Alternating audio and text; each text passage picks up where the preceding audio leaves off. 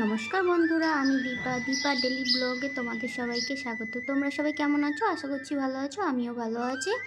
আজকে চলে এসেছি একটা রেসিপি নিয়ে, কুমড়ো শাকের তরকারি। খুব সহজ উপায়ে কিভাবে তোমরা রান্না করবে সেটাই তোমাদের সাথে শেয়ার করব।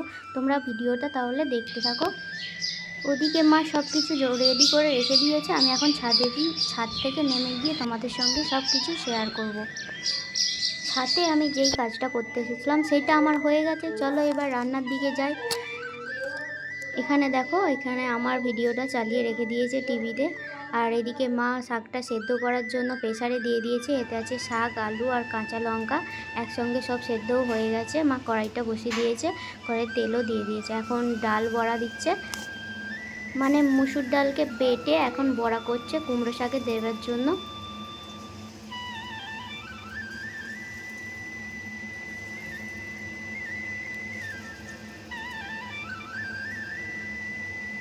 এখন বড়াটা একদিকটা রেডি হয়ে গেছে, দেখো এবার মা উল্টাবে। দেখো কত সুন্দর উল্টে গেল একভাবে সব। আমি হলে পারতাম না, মা বলেই পেরেছে। মাকে বললাম আমি ভাজছি, তুমি যাও একটু বসো। এখন দেখো আমি এখন বড়াটা ভাজছি, একদিকটা মানে বড়াটা হয়ে গেছে। মাকে বললাম এবার তুলে নাও তুমি। এরপরে মা সব কিছু করবে। এখন কড়াইটা গরম হয়ে গেছে, কড়াই তেলও দিয়ে দিয়েছে। এরপর শুকনো লঙ্কা আর পাঁচফোড়ন অল্প দিয়ে দিল। দেওয়ার পর পাঁচফোড়ন আর শুকনো লঙ্কাটা ভাজা ভাজা যা হয়ে যাবে, এরপর কুমড়ো শাকটা ঢেলে দেওয়া হবে এর ওপরে।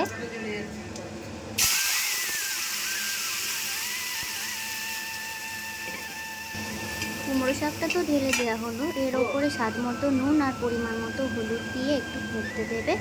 ফুটে যাওয়ার পর অল্প যে বড়াগুলো ভেজে রেখেছিল ওই বড়াগুলো ঢেলে দেবে।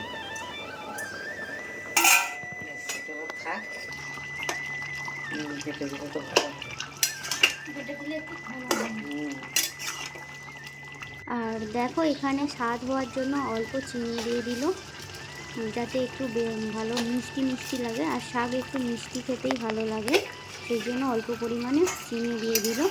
দিয়ে নাড়াচাড়া করে ব্যাস রেডি হয়ে গেল। এরকম হয় বেশ সুন্দর হয়ে গেছে। নরম চেবাতে ভালো।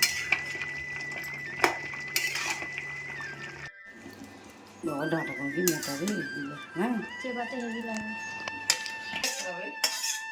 চলো তাহলে আমাদের শাক রান্না রেডি অল্প সময়ের মধ্যে। তোমাদের যদি ভিডিওটা ভালো লাগে অবশ্যই লাইক, কমেন্ট আর শেয়ার করে দিও।